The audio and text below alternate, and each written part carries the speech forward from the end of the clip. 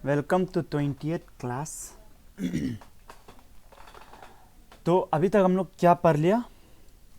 Fundamental rights पढ़ लिया। Part one, part one, 1, 2 और 3 पढ़ लिया ना। 1 में क्या था? Union and it's territory. Second में सिटीजन्स, ठीक है, सिटीजनशिप। थर्ड में फंडामेंटल राइट्स, ठीक है। अभी हम लोग पार्ट 4 पढ़ने जा रहा है, डीपीएसपी, ठीक है। डीपीएसपी ये भी बहुत इंपॉर्टेंट है। इसको थोड़ा जूम कर लेता। Okay, DPSP.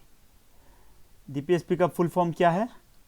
Directive principles of state policy, simple, ठीक है। आर्टिकल 35 तक हम लोग पढ़ लिया था फंडामेंटल राइट्स में, ठीक है। यहाँ 36 से शुरू हो रहा है, ठीक है। 36 to 51 ये याद रखना, ठीक है। 36 to 51 ये है मेरा डीपीएसपी, ठीक है, सिंपल। नाउ एग्जाम में पूछेगा कि इसका सोर्स कहाँ है, हम लोग कहाँ से लिया है, तो चुपचाप आयरलैंड मार के आएगा, ठीक है। आयरलैंड कभी कभी क्वेश्चन घुमा देता है, कभी कभी क्वेश्चन ये घुमा देता है कि आयरलैंड कहाँ से लिया, डीपीएसपी आयरलैंड कहाँ से लिया, तो स्पेन से लिया, ठीक है। एरो उल्टा होना चाहिए था, ये स्टूडेंट थोड़ा उल्टा नहीं किया, स्पेन से लिया आयरलैंड, ठीक है। ओके, अकॉर्डिंग टू ये क्या बोलते हैं, अंबेडकर क्या है, ये नोवेल फीचर एग्जाम में पूछ देगा, ठीक है आपको। Which of the following is the novel feature of Indian constitution according to Ambedkar, तो डीपीएसपी नोवेल, ठीक है।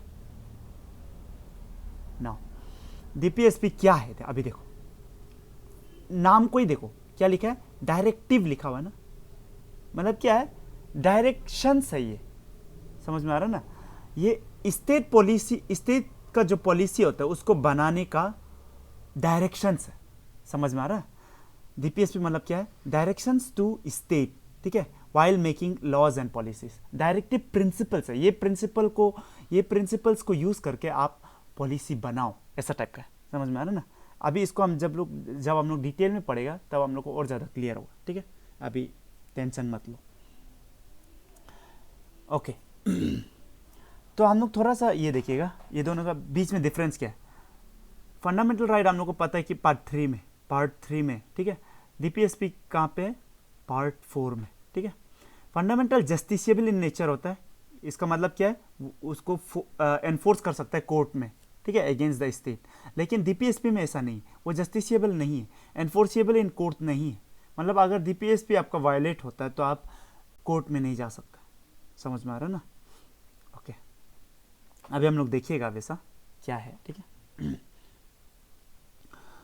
तो fundamental rights are guaranteed by constitution, लेकिन डीपीएसपी क्या है, ये गारंटीड नहीं, ठीक है। वो अगर स्टेट सकेगा तो वो करेगा, नहीं सकेगा तो नहीं करेगा। जैसा राइट टू एजुकेशन, पहले में right to education fundamental right में नहीं था, कहाँ पे था, डीपीएसपी में था, ठीक है। डीपीएसपी से बाद में वो फंडामेंटल राइट में उसको ले गया, ठीक है, फंडामेंटल राइट में ले गया। तो जब वो डीपीएसपी में था, फंडामेंटल राइट में नहीं था, तो अगर ये 14 ईयर्स ऑफ एज से बिलो को अगर एजुकेशन नहीं मिल रहा है तो भी स्टेट के खिलाफ हम लोग कोर्ट नहीं जा सकता था।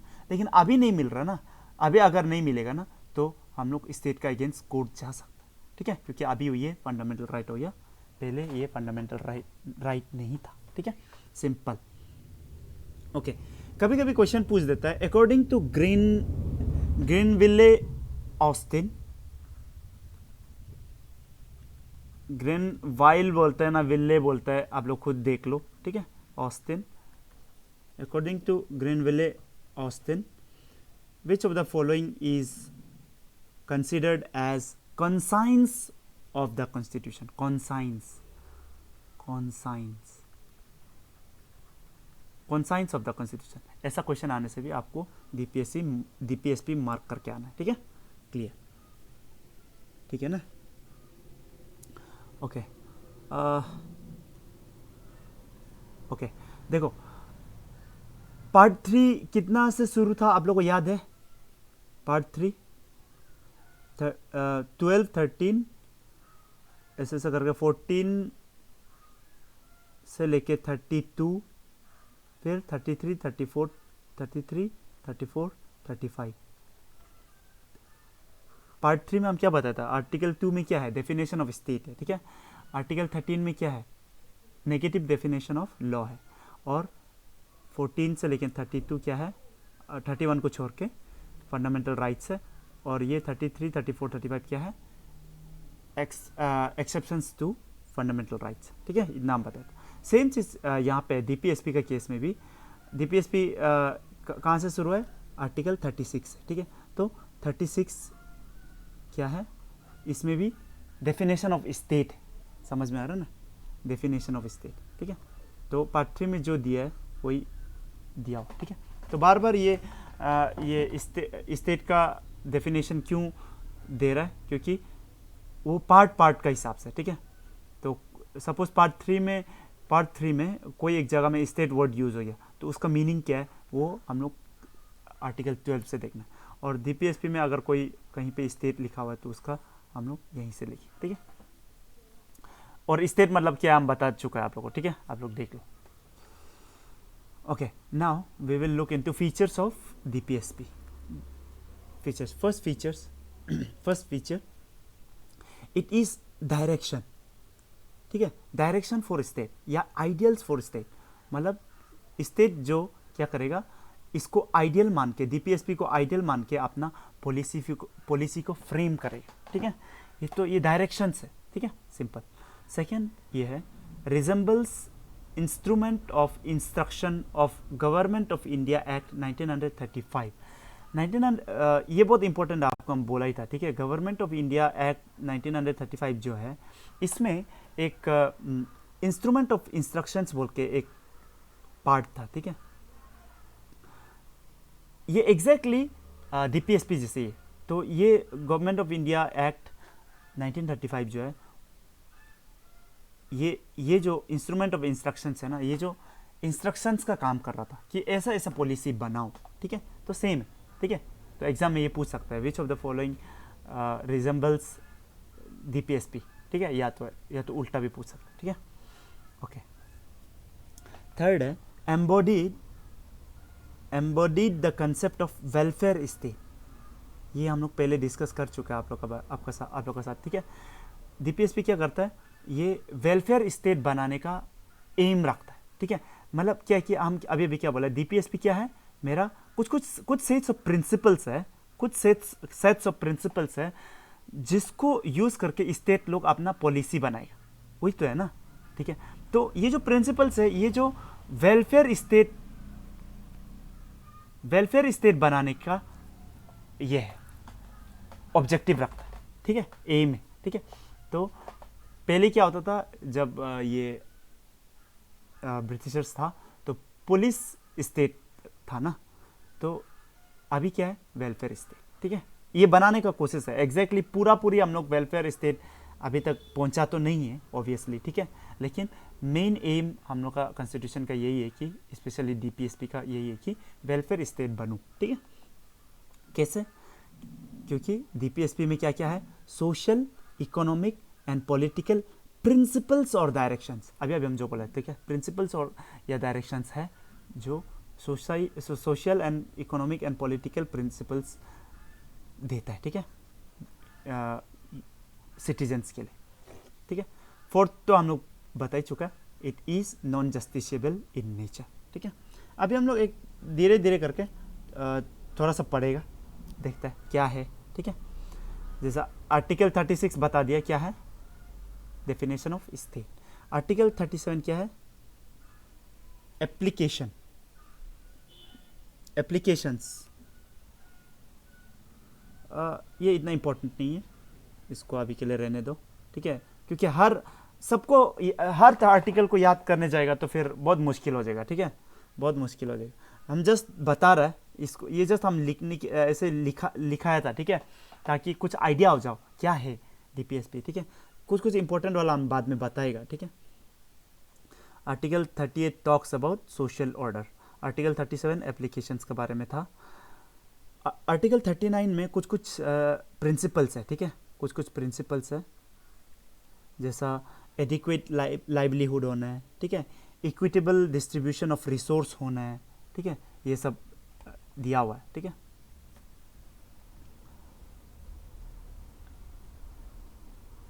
आर्टिकल 39 में कंटिन्यू है, हाँ, ये आर्टिकल 39 का कंटिन्यूएशन।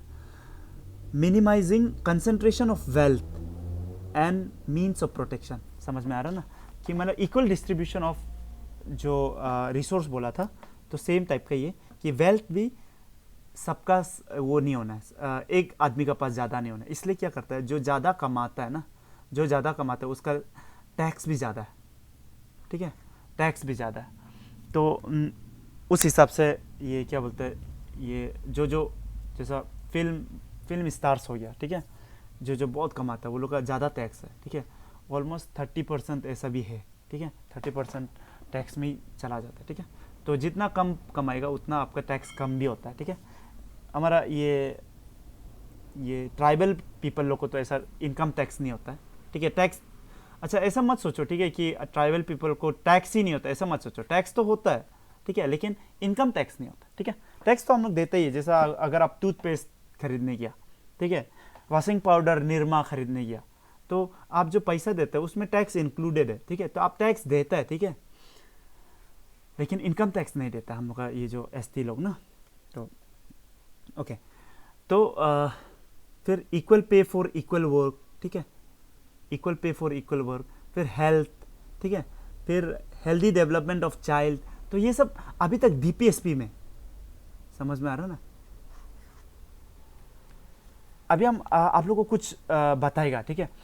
जब हम लोग का ये कंस्टिट्यूएंट असेंबली जब डिबेट चल रहा था ना, डिबेट चल रहा था, ऑब्वियसली जैसा हेल्दी डेवलपमेंट ऑफ चाइल्ड, ठीक है, ये तो हम लोग का जो फाउंडिंग फादर्स ऑफ कॉन्स्टिट्यूशन है वो तो चाहा ही होगा ना कि हम लोग का जो इंडियन जो चाइल्ड है वो हेल्दी डेवलप हो, ठीक है, हेल्दी डेवलप हो, तो चाह तो रहा था, लेकिन वो लोग फंडामेंटल राइट में उसको घुसा नहीं पाया। क्यों नहीं घुसा पाया? क्योंकि पैसा नहीं उस समय में, रिसोर्सेस नहीं इंडिया का पास, ठीक है। इसीलिए वो लोग क्या कर दिया, जो जो चीज फंडामेंटल राइट का फॉर्म में नहीं दे पाया उसको कहां पे घुसा दिया, डीपीएसपी में घुसा दिया, ठीक है, कि फ्यूचर गवर्नमेंट्स अगर आपका जिस समय आपका पास रिसोर्सेस एंड मनी, ठीक है, कैपिटल होगा, तब आप ये डीपीएसपी को फंडामेंटल राइट में घुसा देना और मतलब हमारा जो सिटीजन्स है उसको अच्छा से राइट देना, ऐसा टाइप का बोलता था, ठीक है। तो डीपीएसपी में क्या क्या दिया कि मतलब ये हम लोग चाहता है लेकिन हम लोग नहीं दे पाए, ठीक है, जो कॉन्स्टिट्यूएंट असेंबली लोग नहीं दे पाएगा क्योंकि उस समय में इंडिया का हालत ठीक नहीं, ठीक है। तो इधर में जितना भी लिख रहा है ना हम लोग, वो सब नॉट एनफोर्सेबल इन कोर्ट है, ठीक है। आप नहीं बोल सकते कि मेरा चाइल्ड तो अच्छा से डेवलप नहीं हो रहा है, ठीक है, तो हम इसका अगेंस्ट में स्टेट का अगेंस्ट में कोर्ट में जाएगा, नहीं बोल सकता, ठीक है। तो ये समझो अच्छा, यहाँ पे जहाँ पे हम स्टार मारने दिया था ना उधर पे, वो लोग को आप लोग याद करना है, ठीक है। जैसा आर्टिकल 39 है, ये बार बार पूछता है, ठीक है, एग्जाम में, इसलिए फ्री लीगल एड कौन सा आर्टिकल में पूछ देगा, ठीक है, 39A चुपचाप याद करना, ठीक है। 39 में भी बहुत कुछ था, आप लोग अभी जो भी पढ़ा था, ठीक है, इससे ऊपर में, फिर 39A में फ्री लीगल एड है, ये याद रखना, ठीक है। और ये भी याद करना, ये यहाँ पे स्टार, यहाँ भी स्टार मारो, आर्टिकल 40 इज विलेज पंचायत में क्वेश्चन पूछता है, ठीक है। तो 39A और 40 तो याद करना ही है, ठीक है। 41 राइट टू वर्क कुछ है, ठीक है, आप लोग खुद पढ़ लो, ठीक है। 42 में जस्ट एंड ह्यूमन कंडीशन होना है, ठीक है, ये सब ज़्यादा नहीं पूछता है, हालांकि आप लोग जितना याद कर सकेगा तो उतना तो अच्छा है ही, ठीक है, लेकिन हम ये बोल रहे हैं कि कुछ चीज़ को ज़्यादा पूछता है, जैसा आर्टिकल 44 यूनिफॉर्म सिविल कोड, ठीक है, इसको बहुत पूछता है, तो इसको याद कर लो। कोऑपरेटिव सोसाइटी भी कभी कभी पूछ लेते हैं, इसको भी याद कर लो, 43A, ठीक है ना। तो free legal aid 39A, village panchayat article 40, ठीक है, 44 यूनिफॉर्म सिविल कोड, ठीक है, याद करना। 43B कोऑपरेटिव सोसाइटी, ठीक है, ऐसा बहुत सारा है, आप लोग खुद पढ़ लो, ठीक है, ये सब आप लोग पूरा पढ़ लो, बहुत ज़्यादा है, ठीक है, तो इसलिए हम सबको बता के भी क्या करेगा, ठीक है। ओके, अच्छा, आर्टिकल 50 भी इम्पोर्टेंट है, बहुत बहुत इम्पोर्टेंट है ये तो, इनफैक्ट इसका बारे में उस दिन हम लोग चर्चा किया था जब हम यूपीएससी 2020 को जब सॉल्व कर रहा था, इसका बारे में हम बताया था ना, आर्टिकल 50 का बारे में, separation of judiciary from executive, ये भी इम्पोर्टेंट है, ठीक है, ये भी इम्पोर्टेंट है, और इम्पोर्टेंट तो बहुत ही है, ऑलमोस्ट सभी इम्पोर्टेंट है, अगर कुछ भी आ जाएगा तो फिर बाद में हमको ये नहीं बोलना कि देखो तो आप बोल रहे इसको इम्पोर्टेंट, लेकिन 48A आ गया, 48A भी आ सकते हैं ऑब्वियसली, ये तो फॉरेस्ट एंड वाइल्ड लाइफ के बारे में बता रहा है, ठीक है, एनवायरनमेंट के बारे में बता रहा है, तो वो भी इम्पोर्टेंट है, बट जो ज़्यादा क्वेश्चन में आता है वो हम बता रहे हैं, ठीक है। आप लोग सकता है तो पूरा करो, ठीक है, कोई मना नहीं है, ठीक है। ओके, हाँ, तो article 51 international peace and security है, ठीक है। अभी हम लोग डीपीएसपी को और थोड़ा सा डेप्थ में घुसेगा, ठीक है, हम लोग ज़्यादा भी डेप्थ में नहीं घुसेगा क्योंकि एग्जाम आ रहा है, तो आप लोग हम कंप्लीट करना चाहते हैं, ठीक है, ये सब चीज़। ओके, 3 ब्रॉड क्लासिफिकेशन है, ठीक है, डीपीएसपी का 3 ब्रॉड क्लासिफिकेशन है। सोशलिस्ट, ठीक है, डीपीएसपी क्या है, प्रिंसिपल से बोला था ना, प्रिंसिपल से, तो डीपीएसपी में हम लोग देखिएगा कि सोशलिस्टिक प्रिंसिपल्स वाला डायरेक्शंस होगा, फिर गांधीयन, ठीक है, एंड लिबरल इंटेलेक्चुअल, इसको ब्रॉडली अगर हम लोग डिवीजन करने से ये 3 तो होता है, ठीक है। ओके, अभी यहाँ पे हम लोग कुछ लिख लिया, ठीक है, ये क्या कहते हैं, सोशलिस्ट प्रिंसिपल, ठीक है, सोशलिस्टिक प्रिंसिपल में आर्टिकल 38, अब ये लोग देख लो, ठीक है, 38 में क्या था देख लो, तो जैसा अभी हम बताएगा थोड़ा सा 38 का बारे में, 38 का बारे में अभी हम फिर ऊपर नहीं जाएगा, ठीक है। 38 में हम बोला था कि वेलफेयर, ठीक है, वेलफेयर या सोशल ऑर्डर, ठीक है, तो ये सोशलिस्टिक प्रिंसिपल्स पे बेस्ड है। आर्टिकल 38 को आप बड़ा से पढ़ना चाहते हैं तो आप देखो गूगल करो या आपका वो किताब से पढ़ो, ठीक है। आर्टिकल 39 हम क्या बोला था, कुछ प्रिंसिपल्स था बहुत सारा, ठीक है, जिसमें हम बोला था कि हेल्दी डेवलपमेंट ऑफ चिल्ड्रन होना है, फिर कंसंट्रेशन ऑफ वेल्थ नहीं होना है एक आदमी का पास, equal pay for equal work होना है, तो ये सब सोशलिस्टिक प्रिंसिपल्स है ना। आप लोग को हम पहले बता चुका, ठीक है, सोशलिज्म मतलब क्या है हम पूरा बताया था, ठीक है, आप लोग देख लो, ठीक है, सोशलिज्म मतलब क्या है बताया था, ठीक है। तो ये सब सोशलिस्टिक प्रिंसिपल्स है। 39A तो याद करो ही, डायरेक्ट बोल रहा है, ठीक है, फ्री लीगल एड, ठीक है, अगर गरीब होने से भी उसको फ्री लीगल एड मिलेगा, समझ में आ रहा ना। इसके बारे में भी हम बोला था, फ्री लीगल एड के बारे में भी हम लोग डिस्कस किया था यूपीएससी का वो 2020 प्रीलिम्स का पॉलिटी क्वेश्चन सॉल्व करते समय, ठीक है। 41 right to work, education and public assistance, ठीक है, आप लोग देख लो, ठीक है, हमसे बता रहे कि ये लोग मतलब तीन ब्रॉड कैटेगरी कर सकता है, हम ये बोल रहा है, ठीक है। एग्जाम में इतना डीप में नहीं भी आ सकता है, ठीक है, मतलब डायरेक्ट ये पूछ दिया इसका ये कौन सा प्रिंसिपल है, ऐसे तो पूछना थोड़ा मुश्किल है, ऐसा तो नहीं पूछना चाहिए, ठीक है, लेकिन जस्ट ये समझो कि ये 3 ब्रॉड होता है, ब्रॉड कैटेगरी है, ठीक है। गांधीयन प्रिंसिपल, ये लोग को देख लेना, ठीक है, 43A। अच्छा, गांधीयन प्रिंसिपल जैसा आर्टिकल 40 विलेज पंचायत, आर्टिकल 40 याद करो बोला था, विलेज पंचायत, तो विलेज पंचायत इंपॉर्टेंट है। और विलेज पंचायत जब ये जो गांधी जी जो विलेज को बहुत जो ये पंचायत ये सबको बहुत ये करता था, प्रमोट करता था, क्यों, क्योंकि वो उसको लगता था कि मतलब रूरल में ध्यान देना चाहिए, नहीं तो सब अर्बन में ही ध्यान देते रहेगा तो उधर में ही सिर्फ डेवलपमेंट होगा, ऐसा टाइप, ठीक है। तो ये गांधीयन प्रिंसिपल्स पे बेस्ड है। 43 लिविंग वेज, ठीक है, लिविंग वेज मतलब क्या है, अभी ये इधर लिखा होगा कहाँ पे, आर्टिकल 43, हाँ, लिविंग वेज मतलब जब भी कोई वेज मिलेगा ना, वेज मतलब वेतन, ठीक है, सैलरी, तो वेज मिलेगा तो वो एटलीस्ट लिविंग होना ही पड़ेगा, ठीक है। ऐसा नहीं होगा कि हम बहुत कम देगा, तुम पूरा दिन भर काम करो हम तुमको सिर्फ 20 रुपया देगा, ऐसा तो नहीं होगा, ठीक है। फिर आर्टिकल 43B ये इसमें वर्कर्स का बारे में होगा, ठीक है, आप लोग देख लेना। 46 economic and educational interest of ST SC, ठीक है। ये जो 46 क्या है, ये 46 जो ST SC के लिए, OBC के लिए, ठीक है। तो गांधी जी ST SC ये पिछड़ा वर्ग जो है ना, पिछड़ा जो वर्ग है उसके लिए बहुत लड़ा था, ठीक है। उसके लिए उसको बहुत प्रमोट करता था। 47 न्यूट्रिशन स्टैंडर्ड ऑफ लिविंग, ये सब यहाँ पे, ठीक है। फिर 48 एग्री एंड एनिमल हस्बेंड्री, ये भी गांधीयन प्रिंसिपल है। तो ऐसा क्वेश्चन पूछ सकता है अचानक, ठीक है। आपको याद है तो आप टिक कर देना। जैसा ऐसा पूछेगा कि एनिमल हस्बेंड्री ये कौन सा प्रिंसिपल में आता है, ये तीनों में से, तो आपको गांधीयन है, याद रहना, ठीक है। फिर लिबरल और जो बाकी जितना भी है वो लिबरल इंटेलेक्चुअल। 44 मतलब क्या है, यूनिफॉर्म सिविल कोड, बहुत इंपॉर्टेंट है, ठीक है। यूनिफॉर्म सिविल कोड क्या है, यूनिफॉर्म सिविल कोड आपको क्लियर होना है, ठीक है। ये चीज़ हम डिस्कस किए जैसा लग रहा है, आप लोग देख लो, ठीक है। हम डिस्कस किए ये इसमें आगे लेक्चर में।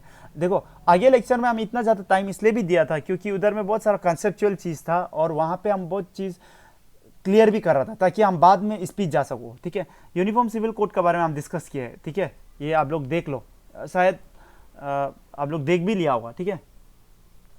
और ये बहुत इंपॉर्टेंट है, बहुत ज़्यादा इंपॉर्टेंट है, ठीक है। आप इसको नहीं देखिएगा तो आप मार्क्स खो भी सकता है, देख लेना, ठीक है। अच्छा, तो अभी हम लोग को पता है कि DPSP में क्या है, डायरेक्टिव्स है, ठीक है। डायरेक्टिव प्रिंसिपल्स है, ठीक है, डायरेक्टिव्स है। तो अभी हम लोग DPSP जो पहले जो DPSP डाला था, ये हम लोग का जो कॉन्स्टिट्यूएंट असेंबली लोग, ठीक है, उसको छोड़ के हम लोग बाद में जो नया DPSP है वो हम लोग देखेगा, ठीक है। अच्छा, तो 42nd अमेंडमेंट एक्ट में, ठीक है, 42nd अमेंडमेंट एक्ट में आप लोग को याद ही है 1976, आज सुबह भी हम क्वेश्चन सॉल्व कराते समय ये पढ़ाया था, ठीक है। 42nd amendment act 1976, Indira Gandhi, ठीक है। उसमें क्या क्या डाला है देखो, आर्टिकल 39, ठीक है, कि children healthy development of children होना है, ठीक है। फिर आर्टिकल 39 लीगल एड मिलना है, ये बाद में है, ठीक है। ये 42nd अमेंडमेंट एक्ट में है, ठीक है। फ्री लीगल एड मिलना चाहिए, ठीक है। इधर फ्री वर्ड यूज करो, हाँ, फ्री नहीं लिखा हुआ, ठीक है। आर्टिकल 43A क्या है, वर्कर्स इन मैनेजमेंट में वर्कर्स का भी रोल होना है, ठीक है। फिर आर्टिकल 48, तो इतना तो कैसे याद कर पाएगा, लेकिन ठीक है, याद कर सकते तो करो, ठीक है, लेकिन देख लो, ठीक है, अपना हिसाब से कितना कर सकते हो उस हिसाब से करो, ठीक है। 48A को थोड़ा याद करो, इसका रीज़न है, ठीक है। इसका ये रीज़न है कि 1970s में ना, देखो हुआ क्या था ना, आप लोग थोड़ा सा इकोनॉमिक्स और ये थोड़ा सा हम लोग ये जियोपॉलिटिक्स के बारे में थोड़ा सा हम लोग डिस्कस करेंगे, नहीं तो इधर क्लियर नहीं हो। देखो हम लोग को पता है कि इंडियन इंडस्ट्रियल रिवोल्यूशन जब शुरू हुआ था इंग्लैंड में, इसके बाद क्या हो गया, पूरा इंडस्ट्री खड़ा होना शुरू हो गया। इसके बाद डेवलपमेंट बहुत शुरू हो गया ना, डेवलपमेंट के चक्कर में बहुत सारा हम लोग का ये फॉरेस्ट है उसको काट दिया, ठीक है। धीरे पता चला कि नहीं, क्या हो रहा है, ग्लोबल वार्मिंग हो रहा है, ठीक है, ओजोन डिप्लीशन हो रहा है, ठीक है, बहुत गड़बड़ चीज़ हो रहा है ना, हेल्थ में इफेक्ट आ रहा है, ठीक है, बहुत एनिमल्स मर रहा है, ठीक है। तो इसके बाद धीरे 70s आते ना सबको लगा कि नहीं, एनवायरनमेंट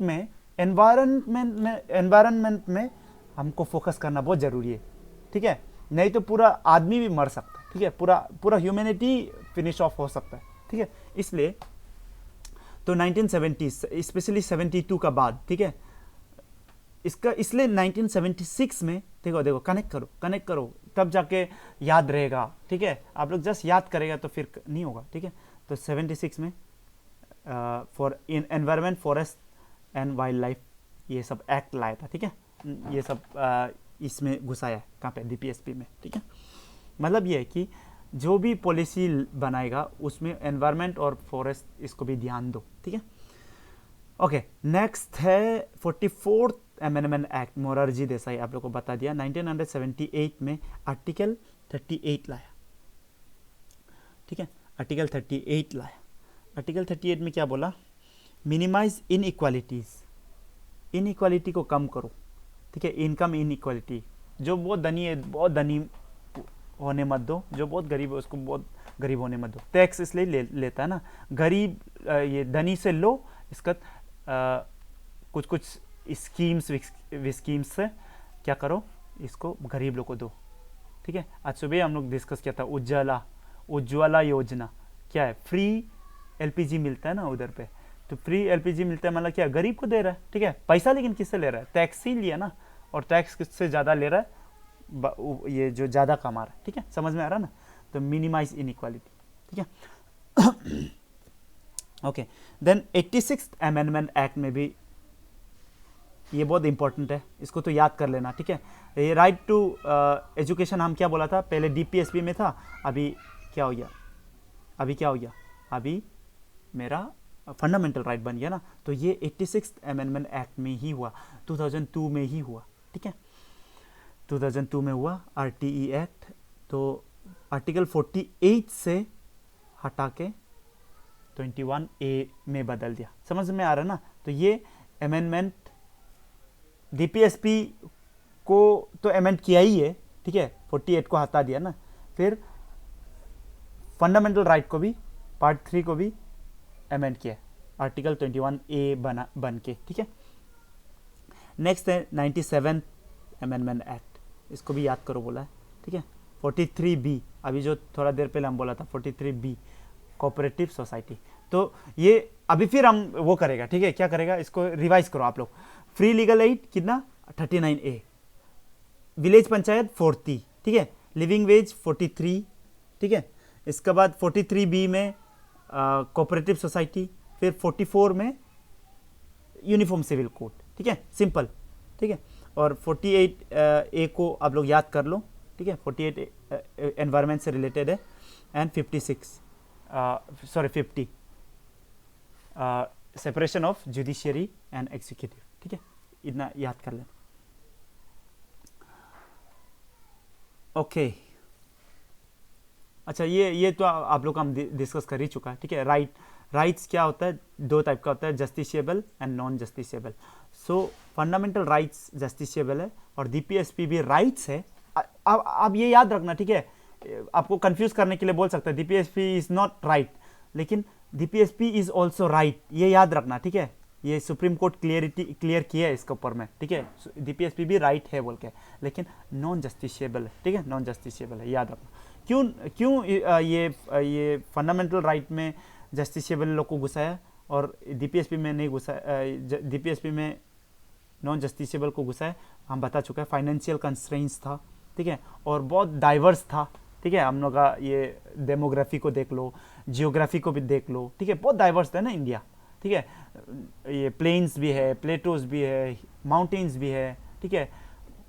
मतलब आज ये इधर ये क्या बोलते हैं, इंडिया को खुद देख लो, देखो साउथ में जाएगा तो हिंदी नहीं बोल रहा है, इधर जा रहा है तो हिंदी बोल रहा है, इधर हिंदी नहीं बोल रहा है, ठीक है, अरुणाचल को छोड़ के, ठीक है। और इधर में भी हिंदी में भी अलग अलग है, यहाँ वाला लोग थोड़ा सा इधर 50-100 किलोमीटर आगे जाएगा तो फिर हिंदी है, लेकिन हिंदी में भी डायलेक्ट अलग हो गया, समझ में आ रहा है ना। तो बिहारी तो इधर बिहार में अलग टाइप का डायलेक्ट, काहे वर्ड यूज करेगा, कहाँ जा रहे हो, ऐसा टाइप का टोन निकलेगा, ठीक है, काहे ऐसा वर्ड सब निकलेगा। तो फिर थोड़ा सा यूपी जाएगा तो क्यों ऐसा हो जाएगा, ठीक है। हम लोग तो क्यों डायरेक्ट बोलते हैं, वो लोग क्यों ऐसा टाइप, तो थोड़ा सा डायलेक्ट चेंज होता है, ठीक है। तो बहुत डाइवर्स है इंडिया, ठीक है, डेमोग्राफी के लिए भी और जियोग्राफी के लिए भी, ठीक है, समझ में आ रहा है ना। और सबका हिस्टोरिकल बैकग्राउंड भी अलग अलग है। हम लोग का मंगोलियन रेस जो बोलता है ना, उससे हम लोग का हिस्ट्री अलग है, नॉर्थ ईस्ट का, फिर इधर का हिस्ट्री अलग है, फिर साउथ का अलग है, ठीक है, बहुत अलग है, डाइवर्स, ठीक है। तो उसमें वो ऐसा होके बहुत चीज़ को फंडामेंटल राइट में नहीं घुसा सकता है, जैसे यूनिफॉर्म सिविल कोड, ठीक है। यूनिफॉर्म सिविल कोड जो इतना डाइवर्स है तो उसको डायरेक्टली पुट नहीं कर सकता ना, समझ में आ रहा है ना, डायरेक्टली नहीं बोल सकता कि ऐसा ही हो, सबका यूनिफॉर्म होना है। ये पर्सनल जो लॉज जो, ठीक है, पर्सनल लॉज मतलब थोड़ा सा ये हम बता चुका है, ठीक है, फिर भी सुनो ध्यान से। हिंदू अगर अपना पत्नी को डाइवोर्स करता है तो उसको वो पत्नी को क्या करना पड़ेगा, पैसा देते रहना पड़ेगा, ठीक है। लेकिन मुस्लिम जो हिंदू मैरिज एक्ट से नहीं चलते, वो लोग का अपना वो लॉ है, ठीक है, मुस्लिम ये लॉ है, ठीक है। तो उसका हिसाब से अगर ये था क्या बोलता है, अगर डाइवोर्स किया है, ठीक है, तो जरूरी नहीं है, ऐसा टाइप का लॉज है, ठीक है। पैसा देना जरूरी नहीं है, एक कुछ पैसा देना पड़ता है, लेकिन पूरा लाइफ के लिए उसको देना जरूरी नहीं, ऐसा है, ठीक है। तो देख रहा ना, लॉज अलग अलग है ना, पर्सनल लॉज अलग अलग है, देख रहा ना। तो यूनिफॉर्म सिविल कोड क्या बोलता है कि सबका पर्सनल लॉ भी क्या होना है, इक्वल होना है, सेम होना है, ठीक है। तो यूनिफॉर्म सिविल कोड के बारे में हम पहले डिस्कस कर चुके हैं, प्लीज देखो, ठीक है, बहुत इंपॉर्टेंट है। क्योंकि और इंडिया बैकवर्ड था, इसलिए हर चीज़ को, बहुत चीज़ को डीपीएसपी में डाल दिया, ठीक है। और न्यूली इंडिपेंडेंट बोर्न था, न्यूली बोर्न था, ठीक है, सिंपल। ओके, अच्छा, फिर अभी हम लोग आगे बढ़ेगा, कितना टाइम हो गया पता नहीं, थोड़ा फास्ट जाना पड़ेगा, ठीक है।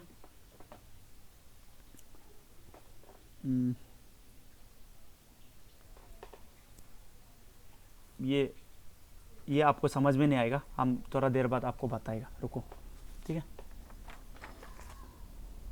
अच्छा देखो अभी अच्छा, कभी कभी आपको ये पूछ देगा ऐसा वो कौन आदमी था, ठीक है। ये हम अभी बोला ना, कॉन्स्टिट्यूएंट असेंबली में जो फाउंडिंग फादर्स था, वो लोग आधा को फंडामेंटल राइट में डाला है, आधा को डीपीएसपी में डाला। तो ये कौन सजेस्ट किया था, ठीक है, ये कौन रेकमेंड किया था, ठीक है, कि जस्टिसेबल होना है और नॉन जस्टिसेबल वाला भी होना है। तो आपको याद होना है कि हम लोग का जो कॉन्स्टिट्यूशनल एडवाइज़र जो है ना, कौन है कॉन्स्टिट्यूशनल एडवाइज़र, आप लोग को याद होना है, हम बार बार कैसा बताएगा, आप लोग याद रहना है, ठीक है, BN राव, ठीक है, ये सजेस्ट किया था, ठीक है, इसको ऐड कर लेना, ठीक है। अच्छा, इधर में ये ख़त्म कर दिया होगा, ठीक है। आपको हम कुछ बताएगा, ठीक है, ध्यान से सुनेगा। ओके, देखो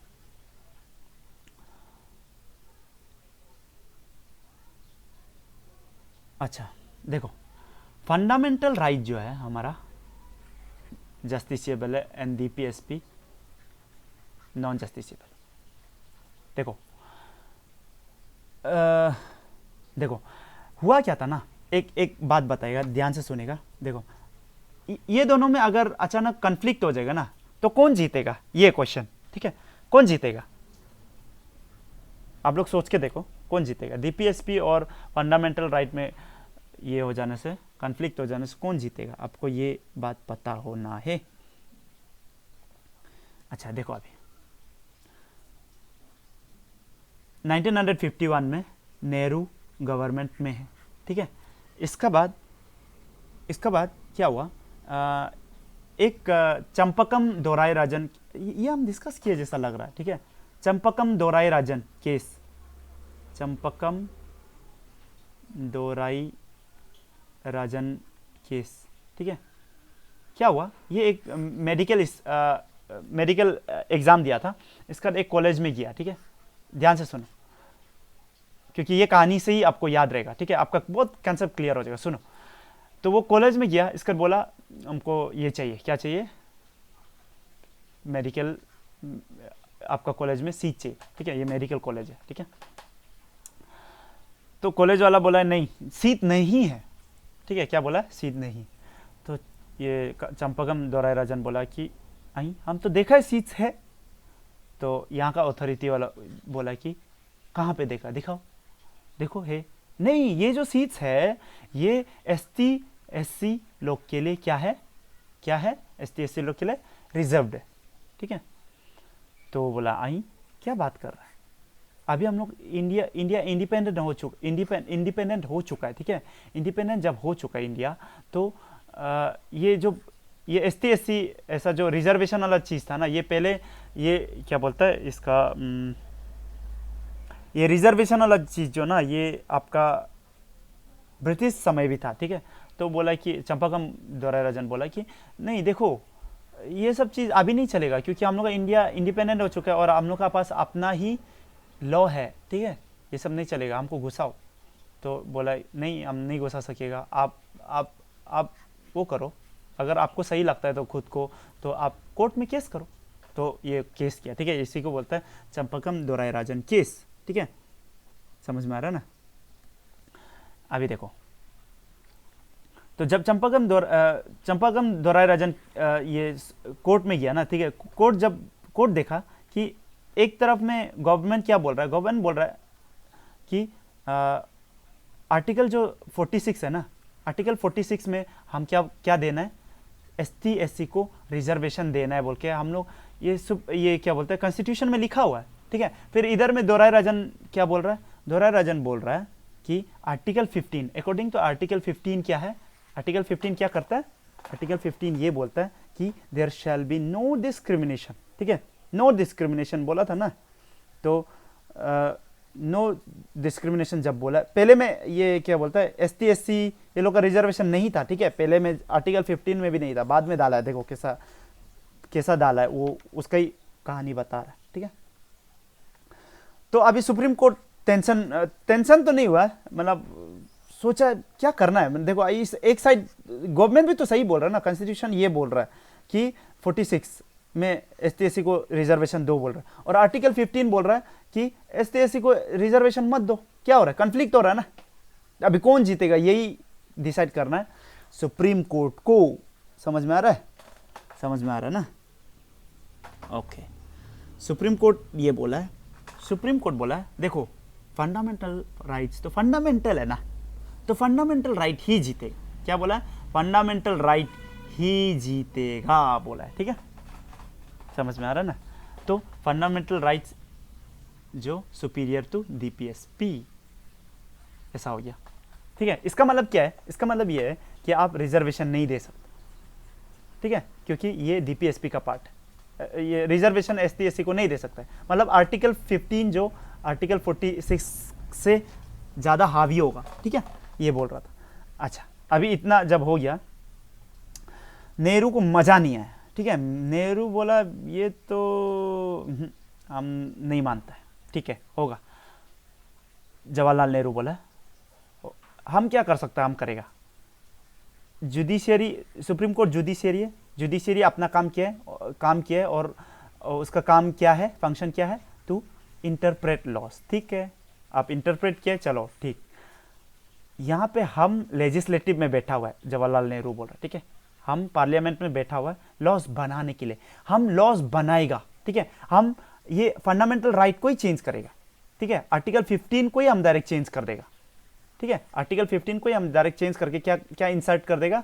तो आर्टिकल 15 में नो डिस्क्रिमिनेशन तो है ही, तो उसमें और एक चीज ऐड कर दिया कि ये आर्टिकल 15 में जो भी लिखा हुआ है, वो जो एसटी एससी को जब कोई स्टेट रिजर्वेशन दे रहा है उसमें कोई बाधा नहीं पड़ेगा, ठीक है। तो आर्टिकल 15 ही बदल गया ना, मतलब फंडामेंटल राइट ही बदल गया, ठीक है, इसलिए अभी रिजर्वेशन है। समझ में आ रहा ना, समझ में आ रहा ना।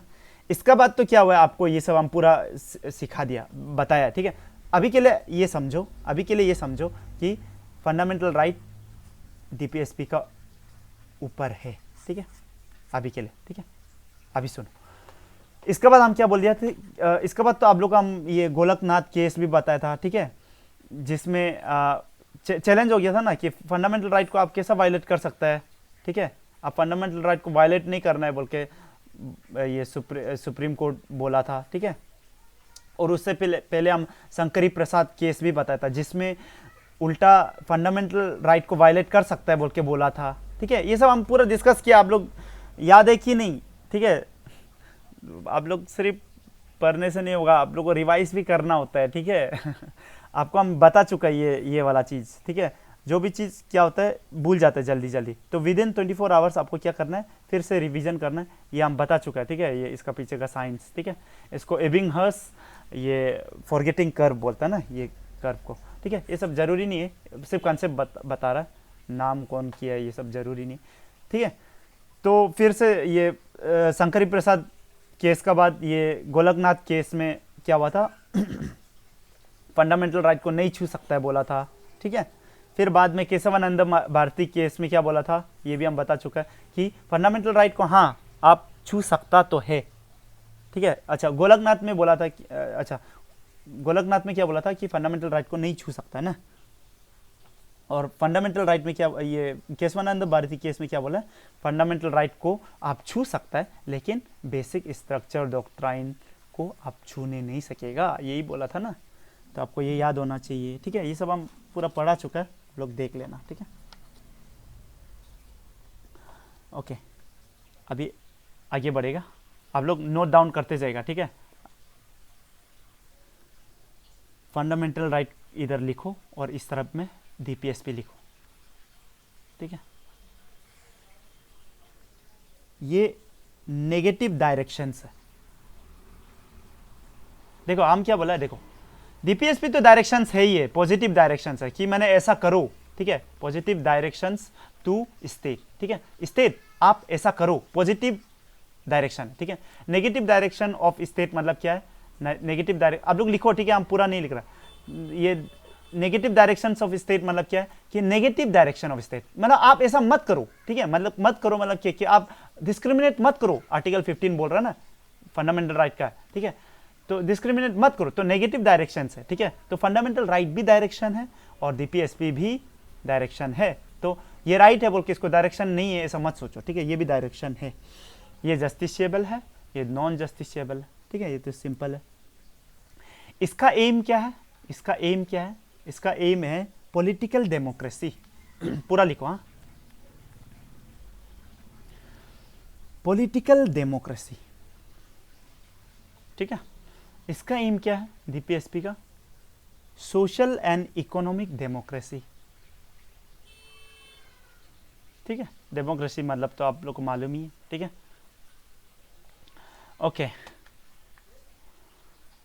नेक्स्ट पॉइंट ये है, इट हैज़ लीगल सैंक्शंस। आप कुछ करने से मतलब अगर फंडामेंटल राइट को वायलेट करते हैं तो उसका कोई लीगल सैंक्शंस होगा, ठीक है। इसका मोरल एंड पॉलिटिकल सैंक्शंस है, मतलब ये है मोरल सैंक्शंस है, मतलब आप अगर कोई स्टेट डीपीएसपी को पालन नहीं कर रहा तो मोरल वे में उसको हम लोग देखेगा कि ये तो अच्छा काम नहीं कर रहा, ठीक है। मोरल एंड पॉलिटिकल सैंक्शंस है, तो सैंक्शंस दोनों का है, ठीक है। लेकिन इसका लीगल सैंक्शंस है, मतलब इसको गड़बड़ करने से आपको लीगली आपको कुछ होना पड़ सकता है, ठीक है। कुछ ये लीगली आपका ऊपर में कुछ एक्शंस लिया जा सकता है, ठीक है। इसमें लीगली तो नहीं लेगा लेकिन मोरल एंड पॉलिटिकल सैंक्शंस होगा। पॉलिटिकल सैंक्शंस जैसा इलेक्शन में हम लोग बता देगा, अच्छा तुम ऐसा किया था ना, रुको तुमको धुलाई करेगा, तो इलेक्शन में पॉलिटिकली आदमी लोग क्या करेगा, सैंक्शन लगाएगा, ठीक है, वोट नहीं देके, ठीक है। तो ये जो वेलफेयर ऑफ मोस्टली ठीक है, इंडिविजुअल का वेलफेयर के लिए है fundamental right, and DPSP welfare of community, ठीक है, पूरा सब के लिए, ठीक है।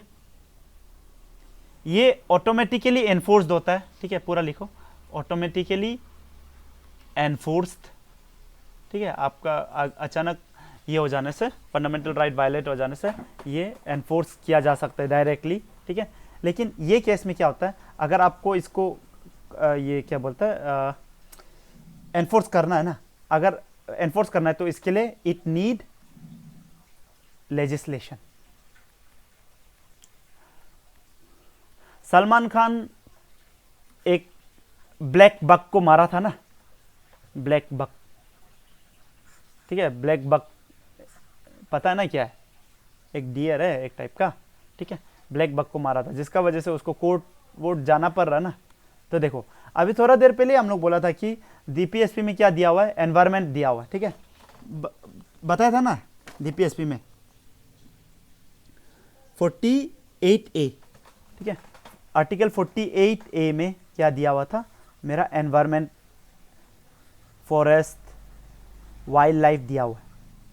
तो सलमान खान अगर बोलेगा यहाँ पे कि देखो ये तो डीपीएसपी में ब्लैक बक मारा ना, वाइल्ड लाइफ मारा ना, तो ये तो डीपीएसपी में, तो हमको कोर्ट क्यों घसीटा जा रहा है, ऐसा बोल सकता है ना। ठीक है, आप लोग भी ऐसा सोच रहा होगा, लेकिन देखो ध्यान से सुनो, देखो डीपीएसपी में है, ठीक है, ये बात ठीक है, लेकिन ये डीपीएसपी को यूज करके आर्टिकल 48 को यूज करके, ठीक है, ये गवर्नमेंट क्या पास किया, वाइल्ड लाइफ प्रोटेक्शन एक्ट, ठीक है, वाइल्ड लाइफ प्रोटेक्शन एक्ट की वजह से, ठीक है, तो ये एक्ट क्या हो गया, अभी देखो अभी ये एनफोर्सिएबल है क्योंकि ये एक्ट हो गया, ठीक है, लेजिस्लेशन, इसलिए बोला ना डीपीएसपी को ये एनफोर्स करने के लिए इट नीड्स क्या, लेजिस्लेशन। तो एग्जांपल ये वाइल्ड लाइफ प्रोटेक्शन एक्ट के तहत क्या किया, सलमान खान लोग अभी भी जेल जा रहा है, ठीक है, जेल बोलता है, कोर्ट वोर्ट उन लोगों को बुला रहा है, ठीक है, सिंपल। नेक्स्ट कुछ डीपीएसपीज है, कुछ डायरेक्टिव्स है, ठीक है, डायरेक्टिव्स पूरा लिखो, आउटसाइड पार्ट 4। सुनो, डीपीएसपी में सिर्फ डीपीएसपी में तो डायरेक्टिव्स है ही, ठीक है, लेकिन part 4 of the constitution DPSP से भी बाहर कुछ डायरेक्टिव्स है, ठीक है। एग्जांपल आर्टिकल 335, ठीक है, ये क्या बोलता है, claims of claims of ST/SCs to service, ठीक है। तो ये आप ये किताब से देख लो या एक बार गूगल खोल के ये आर्टिकल का देख लो, 335, ठीक है। आर्टिकल 350A, ठीक है, आपको सिर्फ ये याद होना है, ठीक है, कि डीपीएसपी से भी बाहर डायरेक्टिव्स होता है, ठीक है, एग्जांपल हम बता रहा है, ठीक है। 35A, इंस्ट्रक्शंस इन मदर टंग, ठीक है, स्कूल्स में इंस्ट्रक्शंस इन मदर टंग, तो ये भी डायरेक्टिव्स है, ठीक है। तो अभी वो टीचर जो है उसको अगर सपोज यहाँ का लोकल लैंग्वेज नहीं आता, नीसी नहीं आता है, ठीक है, तो उसको नीसी बोलने से वो कैसा बोलेगा, नहीं बोल पाएगा ना, तो ये भी डायरेक्टिव्स है, ठीक है। आर्टिकल 350A में, ये 335A में ST/SCs का क्लेम्स टू सर्विस, ठीक है। Article 351 development of Hindi language, ठीक है, ये आर्टिकल 351 है। इसके ऊपर में बहुत बवाल मचा ना, नरेंद्र मोदी गवर्नमेंट का अगेंस्ट में इसके ऊपर बहुत बवाल मचा भी है, ठीक है। ओके, देन ऐसे ही एक क्वेश्चन पूछ रहा है, साइड में लिखो, इंडिया का नेशनल लैंग्वेज क्या है, जल्दी बताओ, फटाक से बताओ, फटाक से। तो नेशनल लैंग्वेज नहीं है, याद रखो, ठीक है, नहीं है, ठीक है, लेकिन ऑफिशियल लैंग्वेज है, याद रखो, इंडियन इंग्लिश, ठीक है। अच्छा, तो शायद हम लोग पूरा ये कर लिया, हम लोग डीपीएसपी कंप्लीट कर लिया, ठीक है। आर्टिकल 36 में हम क्या बोला था, थोड़ा सा रिवाइज करेगा, 36 में क्या बोला था, डेफिनेशन ऑफ स्टेट है, ठीक है, ओके। आर्टिकल 37 में क्या बोला था कि एप्लीकेशन, ठीक है, एप्लीकेशन मतलब पेपर में लिखने वाला एप्लीकेशन नहीं, ठीक है, कि क्या है क्या नहीं है, ठीक है। ये पार्ट 4 क्या है क्या नहीं है, उसका क्या है एप्लीकेबिलिटी क्या है वो, ठीक है, जैसा नॉट एनफोर्सिएबल है, ये सब कहाँ पे लिखा हुआ है, ये आर्टिकल 37 में लिखा हुआ है, ठीक है। फिर यहाँ पे नॉट एनफोर्सिएबल लिखा हुआ है, और क्या लिखा हुआ है आर्टिकल 37 में कि it is fundamental in governance, ठीक है, कोई भी चीज़ को गवर्नेंस के लिए ये बहुत इंपॉर्टेंट है, डीपीएसपी, ये सब लिखा हुआ है, ठीक है। ओके, देन एक क्वेश्चन आया था कि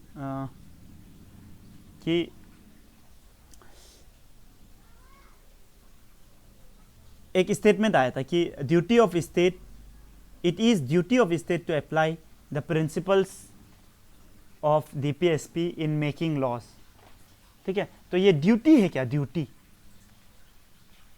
क्वेश्चन ये, ठीक है, ड्यूटी है क्या, ड्यूटी, ठीक है। हम थोड़ा सा डेप्थ जा रहा है, ये इतना क्वेश्चन इतना डीप नहीं आना चाहिए, ठीक है, ये हम थोड़ा सा यूपीएससी लेवल तक चला जाता है बीच बीच में, ठीक है, मेरा मैं जोश में मतलब उधर तक चला जाता है, ठीक है। तो नहीं आएगा आप लोग का, आप लोग छोड़ दो या तो, लेकिन सुन के रखो, बाद में यूपीएससी में आप लोगों को नेक्स्ट बार अगर आप लोग देना चाहते हैं तो देख लो, ठीक है। ड्यूटी है क्या, ड्यूटी है, ठीक है, क्यों, क्योंकि ये आर्टिकल 37 में दिया हुआ है, ठीक है। ओके, तो हम लोग यहीं पे रुकेगा, और भी कुछ कुछ हम बहुत बता सकते हैं, ठीक है। डीपीएसपी में और भी छोटा छोटा चीज़, इंट्रिकेसीज, वो फिर ये इधर में नहीं आना चाहिए, क्या बोलता है, एपीसीएस में तो नहीं आना चाहिए, ठीक है। इसलिए हम लोग आज यहीं पे रुकता है, ठीक है। अच्छा से पढ़ो आप लोग, ठीक है। We will meet soon, God bless you.